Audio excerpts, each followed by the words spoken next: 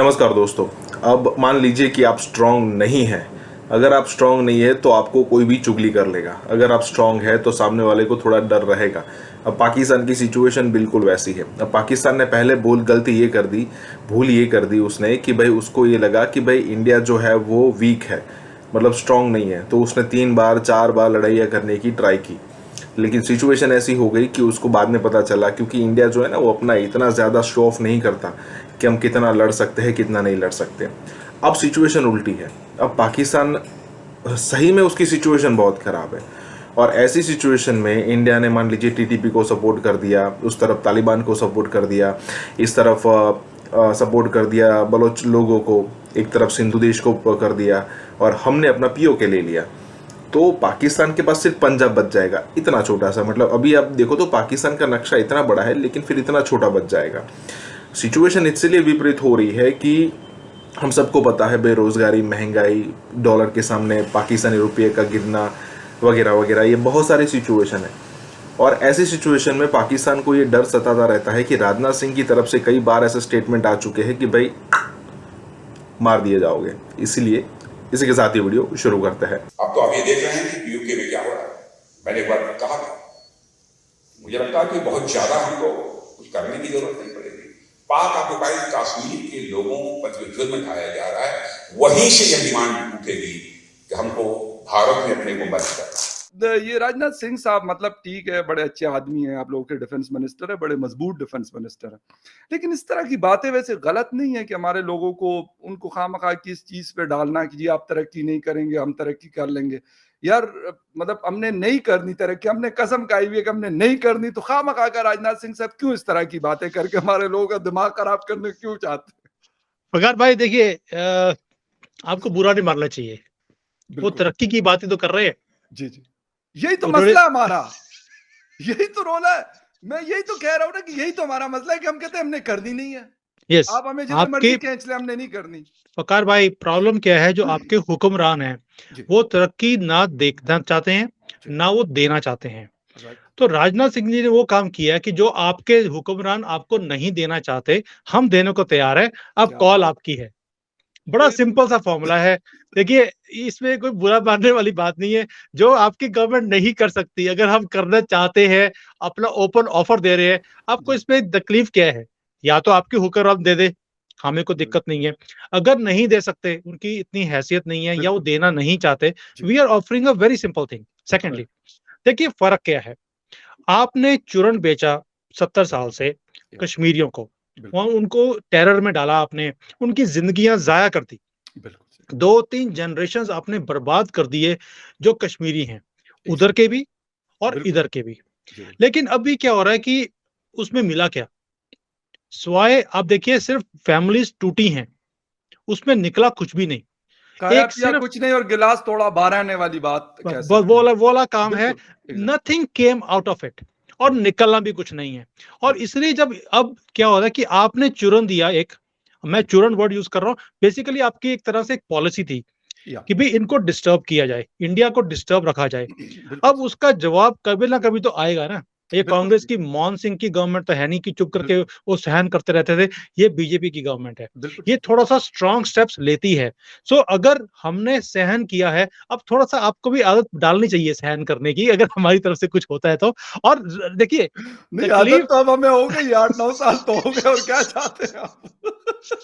अभी देखिए फगार भाई, होता क्या है कि आपने नफरत की बात करी हमेशा हमारे साथ। मैं अब थोड़ा सा ओपनली बात करता हूं आपके साथ। सही है, बिल्कुल सही। बुरा नहीं मानना इसके लिए। नहीं। आपने नफरत की, आप means not you are a very gentleman person, लेकिन आपकी तरफ से हमेशा एक नफरत की पॉलिसी रही हिंदुस्तान के लिए। हमने उसके बाद भी अभी भी बात कर रहे हैं, डेवलपमेंट की बात कर रहे हैं। एग्जैक्टली, बिल्कुल कि भाई आप सोच के देखिए, जब मैं पीओके के अंदर, जो आपका आजाद कश्मीर जिसको आप बोलते हैं या गिलगिट का एरिया है, जब मैं उसकी वीडियोस देखता हूँ, यूट्यूब भरा पड़ा है उसके ऊपर, मुझे हैरानी होती है कि ये 21st सेंचुरी है। ऐसे लगता है कि 47 के पुराने वाला एरिया था भी, जब सड़कें नहीं है वहां पर, कोई कोई निजाम नहीं है, कुछ है ही नहीं वहां पर, और लोग आटे के लिए रो रहे हैं कि भाई हमें जो आटा आपने प्रॉमिस किया था वो हमें कब मिलेगा।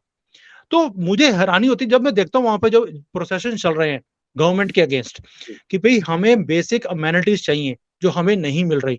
मुझे हैरानी होती है देखकर कि आज भी ये हालत है वहां पर, और ये उस एरिया की बात कर रहे हैं। देखिए कश्मीर को हम बोलते हैं जन्नत है, ये स्विट्जरलैंड से बेटर जगह है। खूबसूरत। दैट मीन्स आपने तो जन्नत को भी नर्क बना दिया, जहन्नम बना दिया। जैसे कि आप कहते हैं कि ऊपर जाके 72 हूरें मिलेंगी, आपने उस एरिया को वैसा बना दिया कि यहीं पे 72 हूरों वाला हाल हो गया है। बल्कि इतना बुरा हाल है। अच्छा मैं आपको और बताता हूँ एक चीज, मैं कोई वो नहीं हूं कि I listen to somebody and then I will speak. मैं लास्ट ईयर इंडिया गया था, तो मैं कश्मीर घूमने गया, तो मैं अपने पेरेंट्स को भी साथ में लेके गया था। कश्मीर वाकई में एक जन्नत की जगह है, और मैं 20 साल से वहां पे जा रहा हूँ, क्योंकि मेरा बैंकर था वो जेके बैंक था, JNK बैंक, उसका हेडक्वार्टर्स कश्मीर में है। तो मैं अपने पेरेंट्स को पहली बार लेकर गया, वो एक जन्नत की जगह है। और जब मैं देखता हूँ अभी, जब 370 जब से निकला है, मैं तो तब गया हूँ जब पूरी टेररिज्म पूरी पीक पे था, और अभी वहां पे इतना अमन है, बड़े फ्रीली घूमे हम लोग, कोई डर नहीं है। कई ऐसे एरियाज थे जहां पे पहले जाना भी मुश्किल था, we were moving very freely. हम इवन जो वहां पे खेत हैं, जो यहाँ पे फार्मर्स हैं, क्योंकि एप्पल का सीजन था, हम चले गए वहां पर, वहां से खरीद कर लेकर आए हैं। बहुत अच्छे लोग हैं वहां पर। अब मैं तो जानता हूँ अच्छी तरह से कि इट वॉज ओनली देखो क्या होता है, जब आप जहर डालते हैं कहीं ना कहीं तो असर करेगा ना। अब इतने सालों से आपने जहर भरा लोगों के दिमाग में, दिल में नफरतें भरी, वो अब मैं देखता हूँ कि वो खत्म है। दैट मीन्स कि वो सिर्फ एक एलीट ग्रुप था जो इस चीजों का फायदा उठा रहा था। नीचे जो लोग हैं वो अभी भी उतने ही अमन से रहते हैं, उतने प्यार से बात करते हैं। नहीं तो फकार भाई, 1 करोड़ 80 लाख बंदा एक साल में कश्मीर घूमने चला जाए, पॉसिबल है? बहुत बड़ी बात है, बहुत बड़ी बात है सर। अच्छा सेकेंडली, अब मैं आपको इकोनॉमिक्स बताता हूँ। अगर एक आदमी कश्मीर में गया घूमने के लिए, वो 5,000 रुपए तो खर्च करेगा कम से कम इतना तो करेगा, बिल्कुल ठीक है। वो रहेगा भी वहां पर, होटल का खर्चा कुछ है, खाने पीना, बिल्कुल घूमेगा भी, सब कुछ करेगा, इस्तेमाल करेगा वहां की। हाँ, और फिर वहां से वो कुछ खरीद के भी लेके आएगा। मैं 5,000 रुपए बहुत कम दे रहा हूँ। बिल्कुल। और अगर 2 करोड़ आदमी है, 5,000 रुपए खर्च करेगा, तो 10,000 करोड़ रुपए लोकल इकोनॉमी में चला गया। बिल्कुल। एंड दिस इज फॉर एक सीजन में, और this is for what? This is for services. उसने कुछ खरीदा नहीं है, होटल लिया तो रूम तो ऑलरेडी बना हुआ है, उसने किराया दिया है, कुछ खाया तो उसका पैसे दिए हैं, टैक्सी ली है, टांगा लिया, कुछ भी लिया है। तो ये सारी चीजें हैं जो विदाउट परचेजिंग ऑफ गिफ्ट्स है।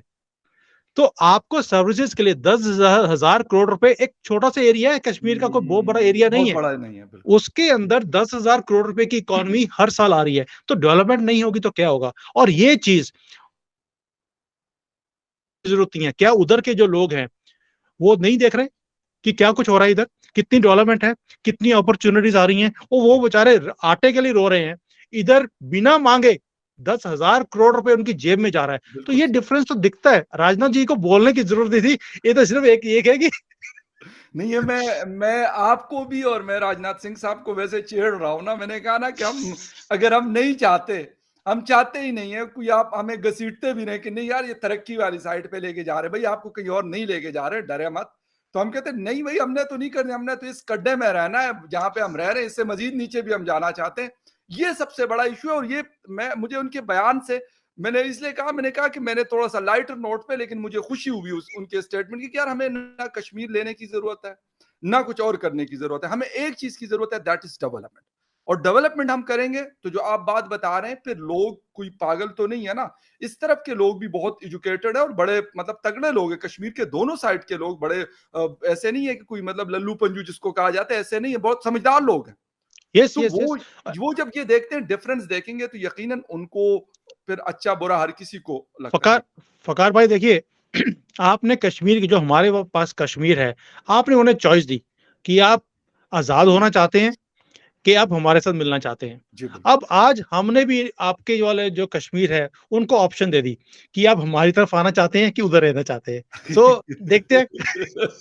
बिल्कुल सही है। और इस बहाने कम से कम एक चीज मुझे लग रही है कि सुमित जैन साहब, एक चीज मुझे लग रही है कि राजनाथ सिंह साहब के बयान का शायद, मुझे कोई ज्यादा एक्सपेक्टेशंस नहीं है पाकिस्तान वाली साइड से, लेकिन क्या पता इनको लगे कि यार वाकई ये चीज तो हो सकती है अगर ऐसा हो जाए। क्योंकि उस तरफ वाली कश्मीर में जो 1 करोड़ 80 लाख लोग आए, तो अमन हुआ है तो लोग आए हैं।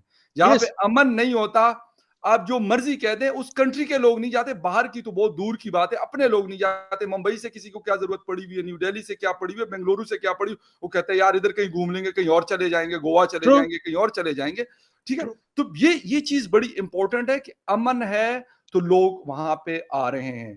तरक्की का मॉडल पेश किया है, लोगों ने उसको एक्सेप्ट कर लिया, वहां के लोकल्स की मैं बात कर रहा हूं। यस शायद अब पाकिस्तान के ऊपर भी ये प्रेशर बढ़ेगा कि आपके पास भाईजान कहानियां सुनाने का वक्त आपका खत्म हुआ चाहता है, 70 साल हो गए, अब आप ये करें कि या तो आप सेट करें या फिर भुगतें।